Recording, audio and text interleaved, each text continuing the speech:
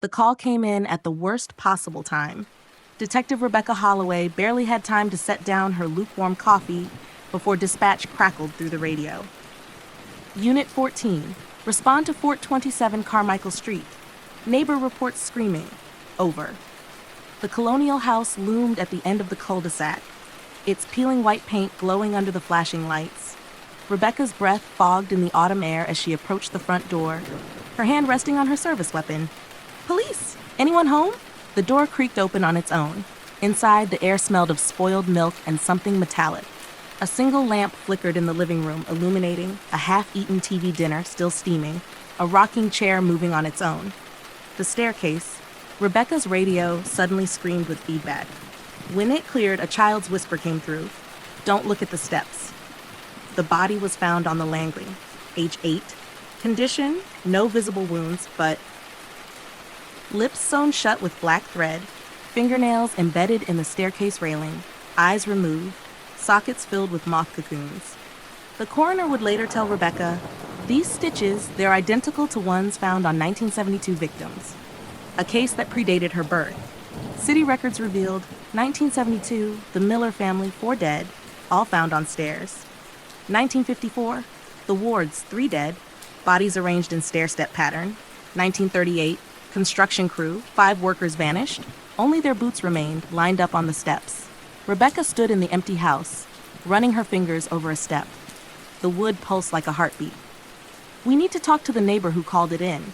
Her partner, Detective Mark Ruiz, said. Mrs. Edith Pembroke, age 87, sat in her floral armchair, clutching a photo album. I warned them not to buy that house, she whispered. That staircase, it wasn't built for this world. She opened the album to a 1937 photo of workers pouring the foundation. In the background, a shadowy figure stood where no one should be, on stairs that didn't exist yet. The blueprints at City Hall told a different story. Original plans showed no staircase. Handwritten addendum dated 1937. Client insists on central stairwell per attached sketch. The sketch depicted steps spiraling downward. Below the foundation, Rebecca's flashlight beam trembled as she descended into the basement. The walls were covered in children's handprints, some dating back to the 1800s. At the far wall, the concrete had been chipped away to reveal a bricked-up staircase descending into darkness. From below came the sound of something scraping its way up. The scratching stopped the moment Rebecca's flashlight beam hit the exposed bricks. Jesus, Mark breathed behind her, his service weapon drawn. That's not in any blueprint. Rebecca ran her fingers along the mortar. It crumbled at her touch, releasing a puff of air that smelled like wet earth and something sweet. Rotting fruit, maybe. We should call this in, Mark said. His voice sounded unnaturally loud in the cramped basement. A drop of moisture fell from the ceiling onto Rebecca's neck. Too warm to be water. Not yet. She pried loose a brick, then another. The hole exhaled. The flashlight revealed the steps, warped oak treads descending at an impossible angle. The walls, covered in handprints, modern fingerprints layered over 19th century smudges. The railing, strung with what looked like, are those teeth? Mark gagged as the beam illuminated strands of molars and incisors wired together like macabre Christmas lights. Rebecca's radio crackled. Unit 14, status update? Before she could respond, a child's giggle echoed up the stairwell. Sarah? The name slipped out before she could stop it. Something scraped against wood below them. We're leaving, Mark said, grabbing her arm. The bricked wall collapsed behind them as they ran. City Hall's archives revealed the truth. Original owner Charles Whitlow, architect, D. 1938, disappeared along with his 6-year-old daughter Emily. Final journal entry. The client demanded stairs that go somewhere else. Emily keeps playing on them, says she made a new friend. Last night I heard something coming up. It laughed with her voice. Rebecca stared at the 1938 crime scene photos. Whitlow's body found sprawled across his own staircase, every bone shattered as if he'd fallen from a great height. No sign of Emily. Except, she flipped to the last photo, a blurry shape in the background, barely visible on the steps. Small, wearing a pinafore dress, holding something that glinted, scissors. The house was quiet when they returned at dusk. Too quiet.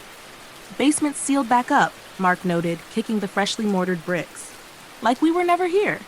Then Rebecca saw it, a tiny handprint on the main staircase railing. Damp, her radio erupted. Unit 14, neighbor reports screaming at 1427 Carmichael. Again. They drew weapons just as the front door slammed shut upstairs. A child's voice sang from the darkness. Step on a crack. Wood splintered beneath them. Break your mother's back. The floorboard gave way with a splintering crack as Rebecca fell through into darkness. Her elbow struck something metal that clattered across concrete. Mark! Her voice echoed in the cramped space. Flashlight beams sliced through the dust from above. Jesus, Holloway. Mark's face appeared in the broken floor. You okay? Rebecca's hands closed around the object she'd knocked loose, a vintage reel-to-reel tape recorder, its casing smeared with something dark and flaky. The label read in faded cursive, "From Mr. Ward. Play this before the children wake. 10:31:54. A child's whisper hissed from the basement shadows. He didn't listen. The recorder spools turned with a ghostly whir when Rebecca pressed play. A man's panicked breathing filled the space. This is Gerald Ward. If anyone finds this, the stairs aren't stairs. They're a throat. It swallows sounds first. A wet crunch interrupted him. The tape captured, giggling, multiple children, scissors snipping, a voice that wasn't Gerald's whispering, Emily needs new playmates. Mark crossed himself.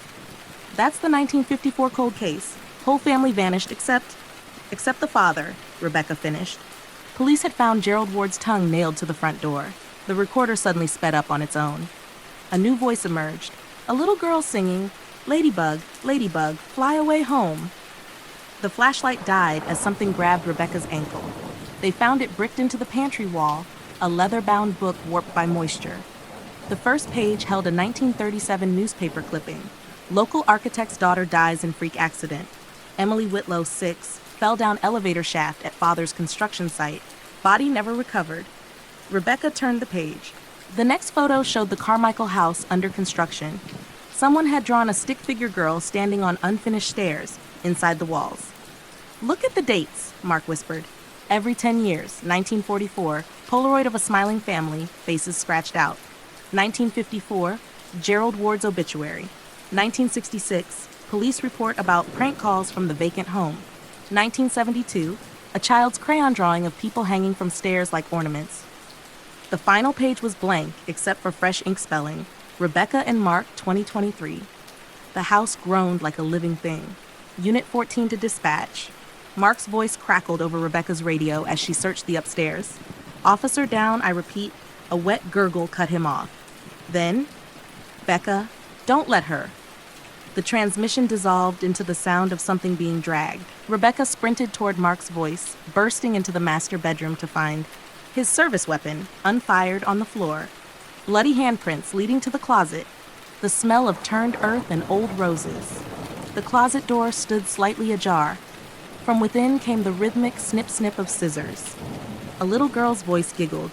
Now we play dress-up. The closet door creaked fully open under Rebecca's trembling hand. Mark's police jacket hung neatly on a hook, still warm. Beneath it, arranged with terrible care on the floor, his badge, bent in half, a lock of dark hair tied with black thread, all 10 fingernails, placed in a perfect semicircle. From deep within the walls came a wet, rhythmic sound, like someone chewing. He tastes like the others, whispered Emily's voice, now coming from the hallway behind Rebecca. But you're special. The crawl space reeked of turned earth and copper. Rebecca's flashlight caught the glint of a rusted strongbox buried beneath generations of rat bones. Inside, original land deed, 1843, plot Fort 27 granted to Elias Carmichael on condition the hungry stare must be fed each decade with fresh meat lest it wake fully. Beneath the legal text, a child had scribbled in what looked like blood. Emily didn't want to play. Now she plays forever. The floor vibrated. Something was climbing up through the house's bones. The genealogy records at the library revealed. Elias Carmichael, original owner, disappeared in 1844, found stuffed in his own chimney. Rebecca's great-grandmother worked as the ward's maid in 1954. The house deed had been quietly passed through her family line. The librarian's hand shook as she handed Rebecca a yellowed photograph. This was in our local mysteries file. The 1920s image showed a housewarming party at 1427 Carmichael. In the background, barely visible through an upstairs window, a little girl in Victorian dress pressed against the glass. 60 years before Emily Whitlow died. The basement walls wept black fluid as Rebecca pried the bricks loose again. The staircase yawned before her, its steps now visibly pulsing. From below came Mark's voice begging, "Help me." The scissors? Snip, snip, a new sound. Something large, uncoiling. Rebecca took the first step. The wood squealed like a living thing. "Come see," giggled Emily from the darkness. "See what's been waiting since the first brick was laid." The stairs curved downward into impossible geometry. Rebecca's flashlight died as the walls closed in around her. The air thickened with each step down until Rebecca was swimming through darkness that clung like wet velvet. Her fingers brushed against walls that pulsed with a slow rhythmic beat. Thump, thump. Thump, thump. A heartbeat. The house's or something else's. "Mark?" Her voice came out strangled. The scissors stopped snipping. Then Emily's voice, right beside her ear. "Shh, you'll wake the first one." The stairs ended in a cavern no basement could contain. Rebecca's eyes adjusted to the phosphorescent glow of fungal growths shaped like children's faces, bone wind chimes, Mark's ribs now among them. The altar, a massive slab of stone veined with black tendrils. At its center stood Emily, or what had once been Emily. Her pinafore dress was now part of her, the fabric fused with flesh that split and resealed as she moved. Scissors grew from her right hand like an extra finger. "You look like your great-grandmother," she said, tilting her head. "She was the last one who fed us properly." Behind her, the wall of darkness breathed. Emily's scissors snipped the air as she explained. 1843, Elias Carmichael dug too deep, finding the first one sleeping in the earth. 1844, it demanded tribute, children's laughter to keep it drowsy. 1937, the architect tried sealing it away with his special stairs. "Daddy didn't understand," Emily giggled, tapping her scissors against the altar. "The first one doesn't eat bodies. It eats echoes." She gestured to the cavern walls where shadows moved, replays of every victim's final moments trapped in an endless scream. "Mark's almost seasoned," she added. "But your family blood makes you perfect for." Rebecca's police radio crackled to life with a voice that wasn't Mark's. "Let me out." The first one stirred. The shadows lunged first, cold hands grasping Rebecca's ankles. Emily danced forward, scissors flashing. "We'll be sisters," she sang. "Just like..." Rebecca smashed the altar with her flashlight. The black veins screamed. The cavern convulsed as the first one awoke fully. Not a monster, but something worse. A gap in the world. A place where things fell through and were forgotten. Emily's face twisted in betrayal as the shadows turned on her. "No! I fed you! The scissors clattered to the ground as she was pulled backward into the dark. The fire department found Rebecca curled in the basement beside Mark's body. The stairs were gone. The house stood silent. At her insistence, they demolished it. But when the new owners built their modern home on the lot, they complained about frost patterns forming stair-like shapes on their windows, children laughing in their empty backyard, dreams of something whispering, almost ripe. The moving van pulled away, leaving the Dawson family standing before their sleek modern home. The rebuilt structure bore no resemblance to the old Victorian nightmare. Glass walls, solar panels, a bright blue front door. "Mom, come see my room." 8-year-old Lily dragged her mother up the polished concrete steps. Kim Dawson paused at the landing. A chill ran down her spine. "Did you feel that?" she asked her husband. Mark Dawson laughed, hefting a box labeled kitchen. "Feel what?" The vibration came again, faint but unmistakable, like something deep below them had stirred. Lily's digital clock flashed 3:17 a.m. when the giggling woke her, not from outside, from inside the walls.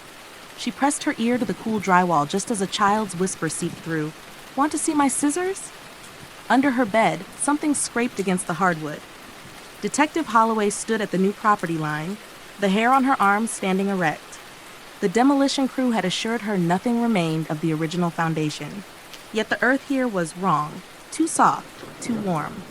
As she turned to leave, her shoe sank slightly into the soil. When she pulled it free, the impression remained for just a second too long before filling in, like something beneath had breathed in.